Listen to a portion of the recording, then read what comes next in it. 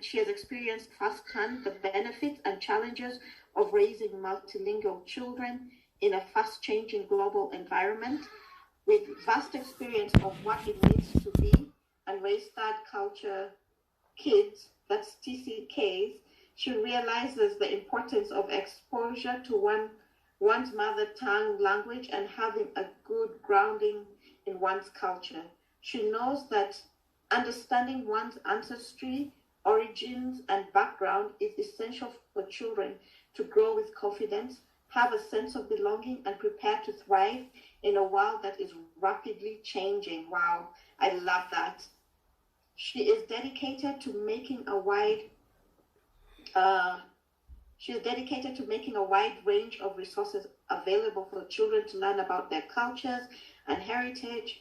Her first book, Waponi Acholi, Let's Learn Acholi, was a basic introduction to Acholi, a language spoken by her husband, which she intends to learn and also teach her children. And her second book, So Said Grandma, these are timeless wisdoms from African sayings, aims to introduce the world to 41 different African sayings. Wow. And the wisdom that comes from them for daily life and daily education. From these books, she has developed engaging materials like jigsaw puzzles, worksheets, and has intention to develop many more resources under the theme Mother Tongue series. Wow. Her overall aim is to enable people of all ages from Africa living away from home to maintain a connection to their culture and have a clear sense of identity and confidence in who they are. My goodness, Dr. Moline, this just resonates with me because I love culture. I feel like I was not raised in my culture, but of recent, I realized that I missed out on a lot by just not being raised in an African way. And I'm so very excited to read your biography. I'm so excited about your work. I just know it's going to be so powerful at such a time as this. So I take this opportunity to welcome you to Girls for Girls. This is a group of girls from various places, especially the medical school. We have doctors, nurses, cytotechnologists, lab technicians, lab scientists, nurses, pharmacists. We also have people from doing other sciences and people who have just completed other science courses. So we're mixed, but really it's from the med school. This is a med school cohort. So we're really, really excited that you're here with us. I'll give you the floor. Otherwise, I'll just keep talking and talking. Welcome, Dr. Moline. Welcome. Thank you very much, Dr. Margaret. Thank you very much. And I'm really proud to be able to sit among these great ladies and be able to share my story and hope that it will inspire someone to see the world differently, to see themselves differently, and also to see the future differently. Because the fact that you're all already in medical school and the fact that you're all or at Makerere University, if I may say, you are already very privileged. No matter if you're there as a government sponsored, no matter if you're there as private sponsored, no matter if you're from a poor background, a rich background, wherever you're from, you're already very, very privileged to be in the position that you're in. It puts you in a unique position you're automatically going to be a leader in your field, whatever field you choose, whether it's academic, whether it's a professional field or political. You are in a position, you're one of the 1% who have the potential to change the world. You have the potential to influence people around you. So when Diana asked if I can come and share my story, and I asked her if you think it will make a difference, she said, of course. I said, then I'm in. I'm definitely in. Because I see that when I see you, it's unfortunate I can't see all your beautiful faces because, of course, there is no camera. And I really like to talk to people directly. But this is also, technology has made it possible. that we can communicate across the globe. You could be spread all over the world and we can still communicate, and I hope that I'm able to pass the message. When I see you, I see myself more than 15 years ago. I was in medical school myself in Mulago from 2000 to 2005. So I lived your life somehow in a way, and I know a lot has changed, but some things have remained the same. The fact that when you're a medical student or a science student, the way you view yourself, those kinds of things have remained the same. And if I may ask, do you guys still go all the way from Mulago to Makerere Faculty of Science for physiology? Or was it psychology? Do you guys still walk across in the afternoon in the boiling sun? No. Oh, lucky you. At least that has changed for the better. That has changed. So I would like to go back to before I joined medical school, because I went to school with Diana, and I think that's why she was passionate about introducing me, because we've known each other since literally senior one in Namagunga, and it was a beautiful life. And we were already top of the cream. Being in one of those best schools, you are already privileged. Everything is easy going, if I may say. So I was very well academically talented. And so my decision to be a medical doctor, to be honest, was one of those decisions that came as an obvious thing, because I was good in sciences, but it was mainly also my father's decision. He really, really wanted a doctor in the family. So I didn't see the reason to say no, because anyway, I could do it. I could have done arts, I could have done sciences, I was good in both. So I went to medical school really ready to conquer the world. I knew I was going to be a neurosurgeon. And that was, for me, for my father, having a doctor in the family was going to be enough. And from the fact that from when I started the first year, I was called doctor. Everyone called me doctor. Everyone in the village, everyone in all my uncles, they already called me doctor. And I think you can relate to that. So when people begin to call you doctor, you are in a lucky position. It means they listen to you. People come to you for advice on all sorts of things. So it becomes a responsibility for you to be knowledgeable, because people are going to ask you all sorts of things, not necessarily related to medicine, because you are in a position where people respect you. So be knowledgeable and confident, because you've already achieved something just to get to medical school. So while I was in medical school, I made it my responsibility to be widely knowledgeable. Yes, I had to pass my exams, but to be involved in projects that are going on somewhere outside the medical school. I had a very good professor from one of the arts departments, and he came to me and said, I want to do a public speaking course with medical students and nurses. And I've seen the way you speak. And could you consider joining my course? And after the course, consider becoming my assistant to give some of the lessons. And that request for a medical student, you're thinking, what's the point? What do I need to learn speaking for? But I was very interested. And so I did the course. And for 3 years, when I was in medical school, I was also assisting him to give some courses it was group counseling and public speaking. So that is taking interest outside of your clinical study. Because yes, you're going to be a doctor, of course. But what more are you going to be? Are you going to be the doctor who knows what's going on around? So I was very interested, and I'm very happy when Mary shares her interest and participation in a project outside the medical school. Because once you become a doctor, those are things that are going to differentiate you. What kind of doctor are you?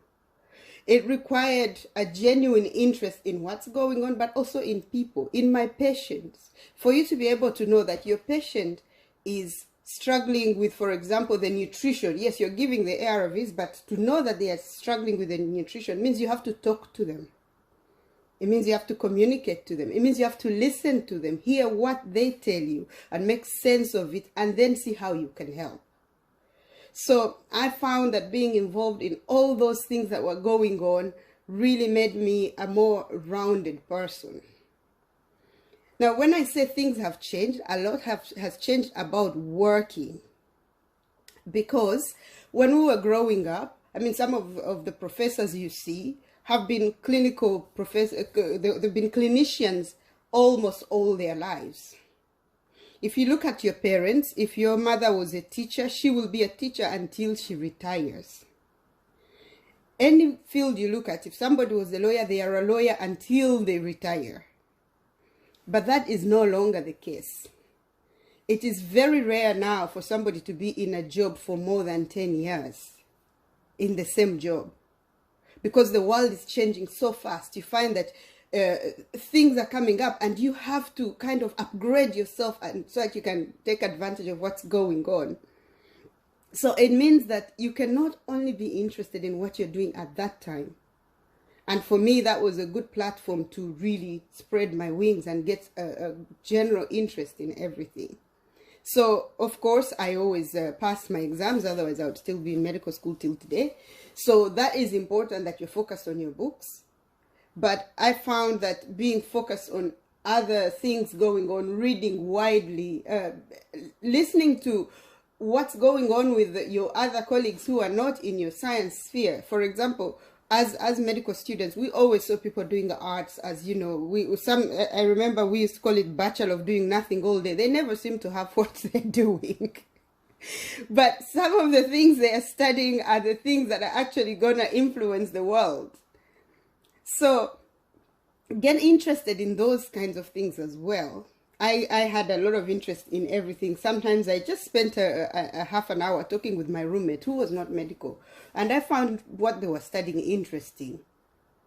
One of the things that becomes a challenge when you come out of the medical world and try to step out, even for half an hour of conversation, medical people are scientists. You are all scientists.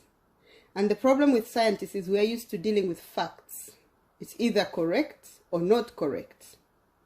You either use 50 mils, you cannot use 51, otherwise the result won't be the same. So this for me was a big challenge, even when I thought I was an open person. When I moved to the Netherlands, my husband got a job here and I moved here. And I thought, let me relax a bit and see what I'm going to do. What am I going to, like, I thought, you know, first of all, you think, I'm a doctor, I'm going to step out and settle in and start practicing. I soon realized it wasn't that easy. Every country has a different process of registration. So I had to figure it out. And sometimes you have to go back to school, even when you're fully registered and practicing in your country. So that was the first, you know, eye-opener that, oh, this is not going to be like I just go to a hospital, register and work. So I thought it's a good idea. I take a year and do a master's in something similar to medicine, but completely different. I wanted public health because I really always liked to go out into the public. I was always one of those, if there's a project in Katanga to go and teach people, I go. Because as a doctor, you're also a teacher. You notice that they just make you teach medical students without even realizing if you have the teaching skills. So as a doctor, you're a teacher. I found some very boring lecturers and I thought I'm not going to be one of those. So I went and started reading about teaching and communicating because I want to be, I don't want to stand in a lecture and make everybody fall asleep. So when I came to Netherlands, I thought this is a good break. I'm going to do a course that is a bit different, that is going to widen my sphere a bit. So I wanted to do public health, and in Holland, in that time, actually, there was no course in public health.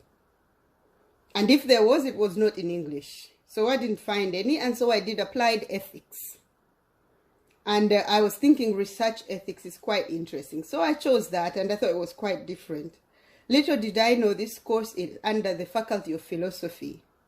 And my, oh my, speaking with philosophers is one different ball game.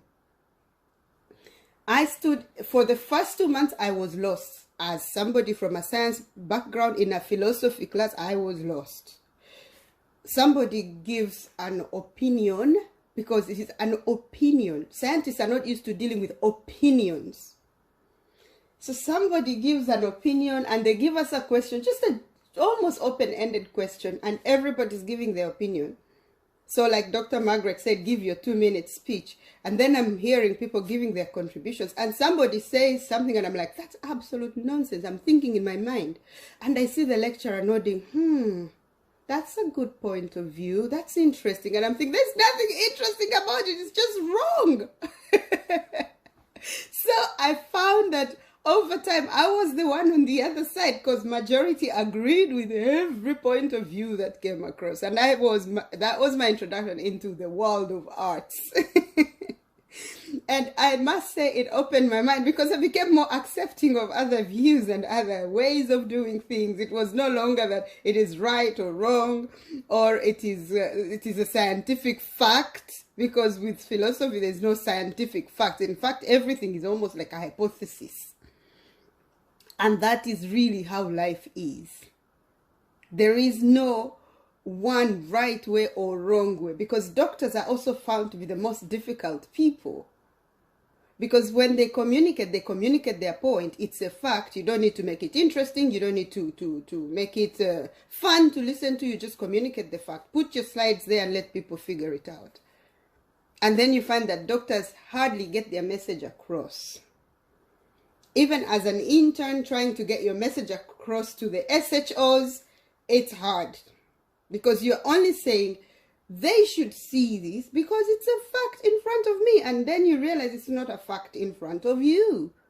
They don't see it the way you see it. So learning to put myself in people's shoes, to see the way they see life, means that then I could communicate to them effectively. I could talk to them from their point of view. And that, for a scientist, is a mountain of work. And when you become a mom, it's the same.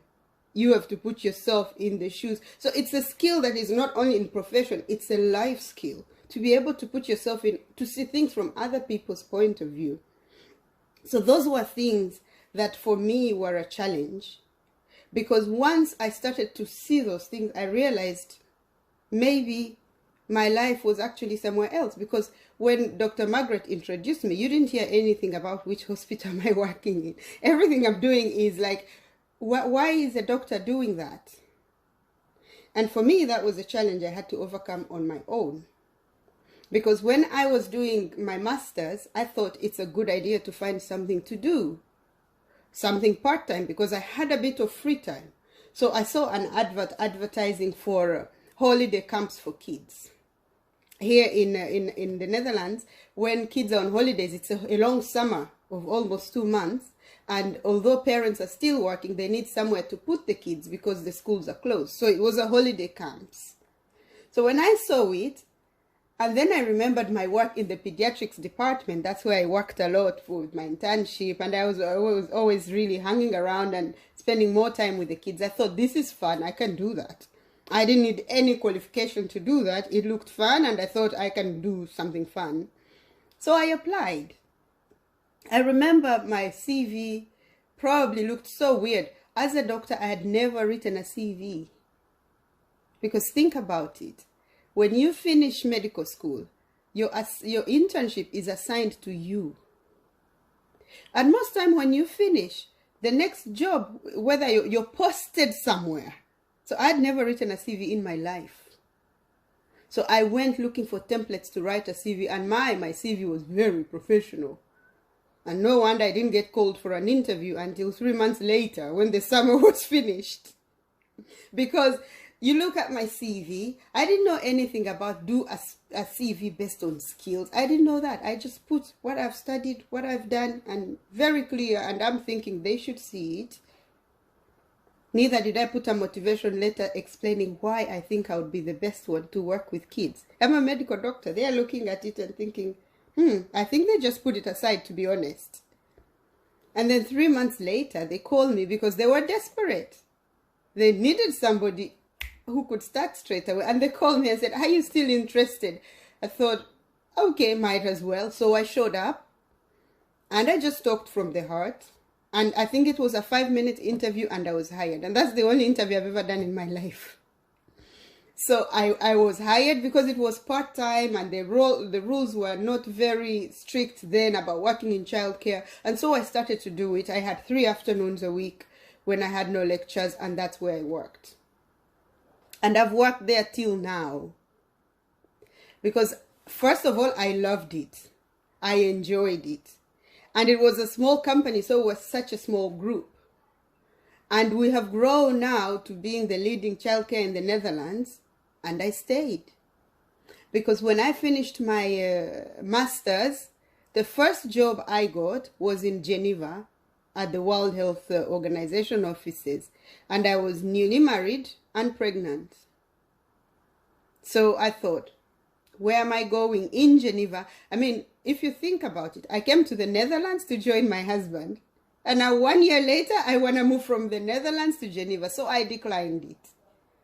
And then I thought, what I'm doing at the moment, caring for kids, gives me time to look after my own child and also still gain an income. And remember, we're in Europe, we don't have housemates. So you do everything. And that was influencing my decision to stay in childcare. So once that decision was made, something had to be done. I had to up my skill because it looks like I was going to be here for a while. So I studied about childcare in the Netherlands, and then the law changed and I had to be certified, because when I joined, my job title was childcare nurse. Because that, you know, with the law, that was fine. And then it changed. I had to have a childcare study. So I went ahead and studied it. Most of the study you can do part-time. It wasn't difficult. And why I say that is, when you are a doctor, you have studied volumes of books. So clearly learning a childcare study is not a difficult thing. So it was not difficult. What was difficult is convincing everybody else that what I was doing was okay. Think about my father, whose one and only intention was to have a doctor in the family, and now he no longer had one. Every time they called me, the conversation went around, have you found a job? I said, Daddy, I have a job. What are you doing? Are you still with, babysitting those kids? And I said, I said, Daddy, I'm actually now a manager in the childcare. A manager in the childcare. So you went to university, went to medical school for 5 years to be a manager in the childcare. And that was not only my father, it was everyone around me. Even people here living in the Netherlands, we would have these community gatherings, and because they knew I was a doctor, they would always call me to give talks. They say, oh, this is a women's day, we would like somebody to talk about women's health. I continued to do that because as a doctor, that was very easy, and I'm a natural teacher. But whenever I was introduced as, my name is Dr. Molin Mugisha, eventually the question went to, which hospital do you work? And I would tell them, no, I don't work in a hospital. I say, what medicine are you practicing? You mean like animal medicine, a PhD doctor? I said, no, I'm a medical doctor. And it is very interesting that they cannot work around the fact that you are a medical doctor who has chosen to do something else. So until now, I still get the questions. And they ask me, why don't you go? Is it because this country is so difficult you cannot practice? And I said, no, actually, I love what I'm doing. Because from being a child caregiver, that was only like 2 years. And then I was a group leader. And then I was a manager. And then we opened more branches. I'm now next to the director in the company.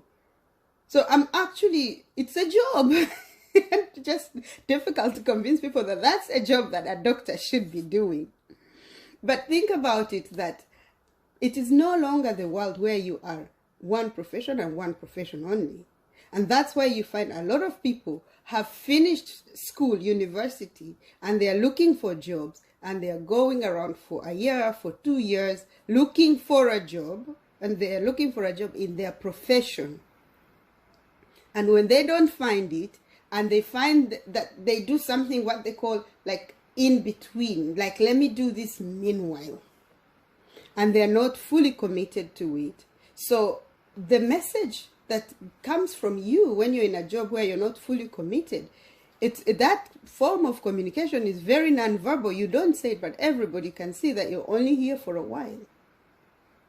And so you will not be involved in what's going on because you're only there for a while, and then people will not see you for promotion.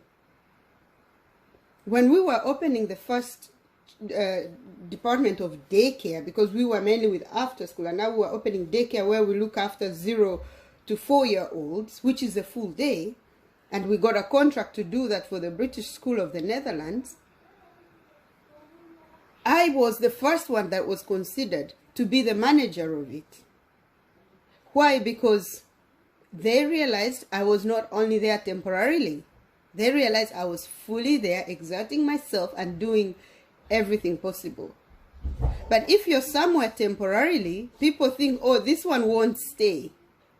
So then you are not considered. If you're somewhere temporarily, when you are in any job, you have to be visible. Doctors are known to just do their part and not be visible. And that's not just doctors. This is generally, that's how we are raised, to be quiet. Not to show yourself, not to show what you know. It took about, I was counting, it was more than a minute for Dr. Margaret to get the first person to say their story, to say their speech. Why? Because you're not sure if you're ready. Somebody said, I'm not ready. Because doctors, we want to get it right before we can speak. Which is really something that holds you back, because you find, I was talking to a friend and she's been in a job. She's also a doctor like me, and she's lived here for a few years, for years actually, for many years, and she's did another job, and she's older because we're in our 40s now, so we're very old. But she's in a profession which is full of young people, not only young people, kids who have grown up in Europe. So she finds that whenever projects come up, they take them. But she has more experience, she has more knowledge, and she is more placed. When a new project comes up and they're looking for a project manager, she's more placed to take it. But she's never called to take it. Only one reason: she is knowledgeable, but she is not visible. You've got to make yourself visible wherever you are. You make yourself visible by communicating, by contributing. Because now in this group, I'm going to leave this group, but I will remember Mary and her project. And I was only here half an hour. So you've got to contribute. Here's an example she gave me. They're working at a job, and there is this trainee. She literally just joined. Imagine yourself as an intern, and you're with SHOs and other people who are senior. And she just joined, and so they are doing work as a team, and she makes an observation that is very vital. She shares it with her junior, like saying, okay, yeah, next time we should do this like that because it works out better. Because from her experience, she can do that. She can see that. And she stops it at that. Her junior colleague sends an email to the manager and says, oh, by the way, today at work, we found this, da da da da da. And that email sent. And then 2 days later, they're in a meeting, and the manager is like, oh, and by the way, very well done. This girl, she found this, and she brought this to my attention. And this lady is thinking, that was my idea. I'm even the one who told her that. But you stopped at telling her that. And so now, when they're thinking, oh, there's this new project, and they're thinking who to take, who do you think they'll come to? It's the lady who spoke. So you're probably waiting for the end of the week or for the end of the month report to put it in the report. And by the time you're thinking, or you're even thinking this is not a big deal. And by the time you're thinking about it, she's put it in, she's sent an email, she has a lunch meeting, and whew, done.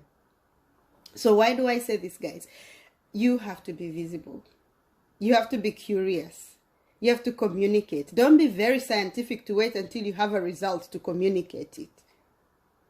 Say it to the relevant people. Be present when they say, oh, there's a lunch meeting, be there. Because who is going to be there? Professor so-and-so is going to be there.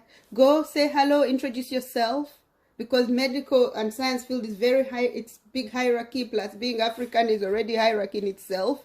You don't speak to elders and, you know, but how are they going to see you? Go introduce yourself respectfully, say what you're doing, and thank them for making the time to come. And that's it. 1 minute. They will remember you. Several of those, and the next time they're thinking, we have this to do, who shall we call upon, they will remember you. So as we wrap it up, guys, and you remember when Dr. Margaret in the introduction said, I'm working on children's books and children's materials and culture. One of the things, again, being interested in what's going on around you, I realized that for children who are growing up in abroad especially, but not only abroad, even in Kampala, I find kids who are in a Luganda family and they don't speak any Luganda, and they're in Kampala.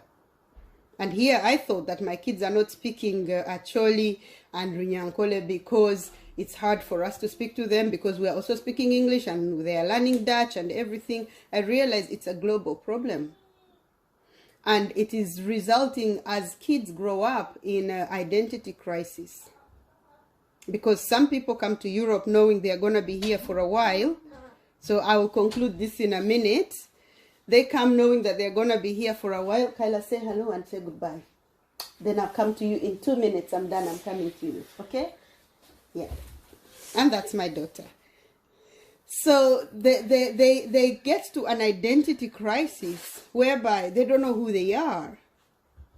And when I started to see that, not only among my children, but among the children of the community, in those community gatherings that I go to, and I'm given a very good respect because I'm a doctor, but I've earned it as well because I've made contributions. I found that most of our children lack 3 things. They lack identity, they lack career guidance. Like for a child growing up in Europe, it depends on which social group you are for you to even know that you can be a doctor, you can be a lawyer, you can be, you know, something great.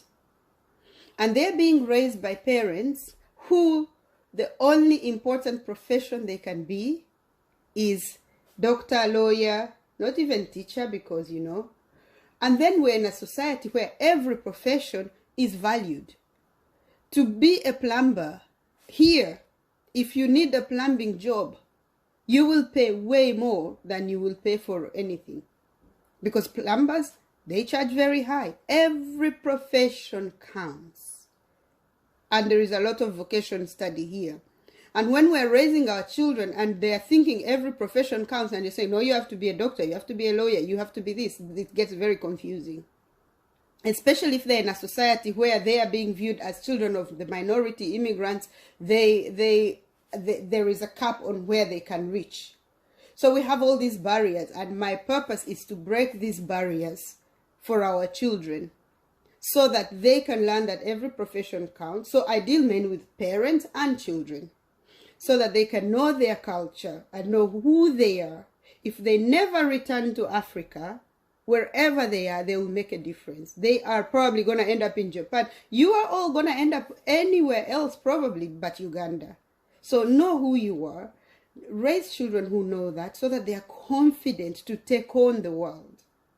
So that's the purpose of all my the books that I'm publishing and intending to publish, to really equip people and parents and children to know who they are, where they're going, and then be ready to take on the world.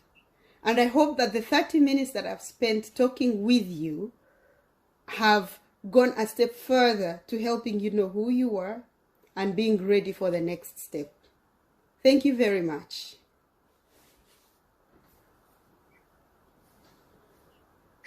Thank you so much, Dr. Moline. Oh my goodness, this has been so amazing. Ladies, I hope you've enjoyed it as much as I've done. Your story just speaks to everything that we have been talking about, from from the beginning up till now, and in fact to where we're going.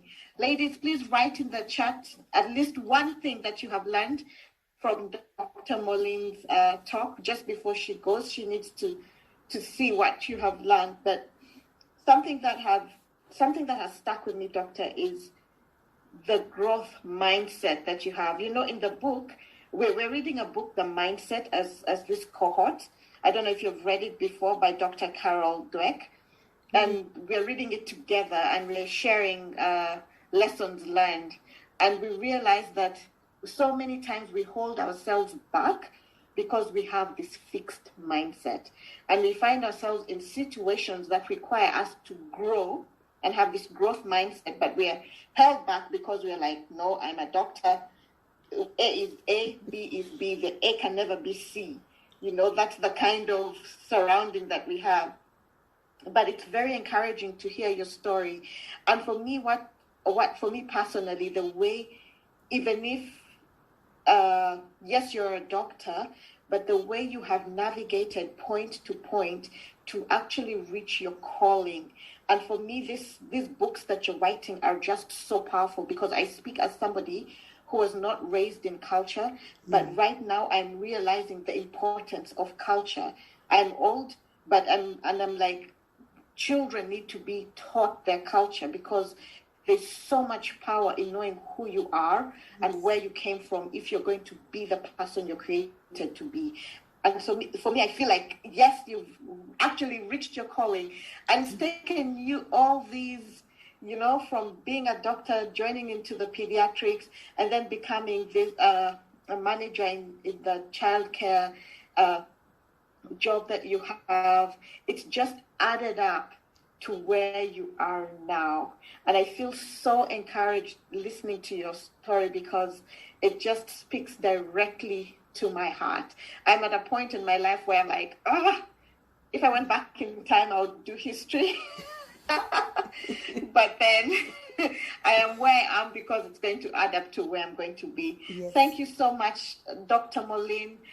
You have messages in the chat. People are so inspired, and I'm happy that the students here and the ones who have just graduated who are here as well. Yes. And in all sorts of profession, your story has really touched our lives. And I really want those books. I know I mentioned to you last night, but I really want to read the book, especially the one for the grandma. Yes. I really pray that it can eventually come to Uganda and we can get it. So thank you so much. And Diana, I hope you're in, if you're able to listen. I hope you're able to listen to Dr. Molin's story. If you're not, I will summarize for you. I told my sister's phone, literally. Oh, you're now Hilda. You're now Hilda. Hi, Hilda. Dr. Molin has also written a book on nutrition, guys. So you can find anything. And she has a YouTube channel. She has not shared. She's using so many things to amplify her voice. So your voice, for that lady who was sharing with us about her program, yes, go to YouTube, go to Instagram, go to Facebook, tell us about it, amplify your voice, get more people. Thank you, Dr. Molly. Thank you, Dan. Thank you, Dr. Molly. Thank you, Dan. And tell Hilda I said hi. And again, be visible, show up, ladies. Be visible, show up. We have a classic example, Mary Lillian. She took the stage by force and told us about her project.